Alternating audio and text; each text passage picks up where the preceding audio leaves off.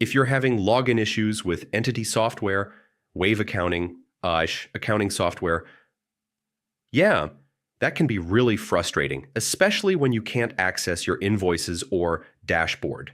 Let's fix it step by step. First, make sure your internet connection is stable. I mean, login pages won't load properly if your network keeps dropping. Next, close your browser completely and reopen it. This clears temporary session bugs that can block login attempts. Now try logging in using a private or incognito window. Yeah, this helps bypass broken cookies or extension conflicts. Next, clear cookies and site data specifically for Wave accounting.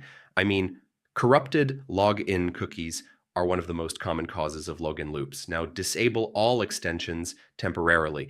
Ad blockers or privacy tools can sometimes block login authentication. Next, make sure your password is correct and autofill isn't inserting old credentials. Yeah, saved passwords can sometimes be outdated. Now turn off any VPN or proxy.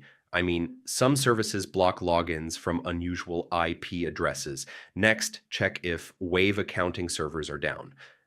Sometimes the issue is not on your side at all. Now, clear cache and temporary browser data. Yeah, corrupted files can prevent login pages from loading properly.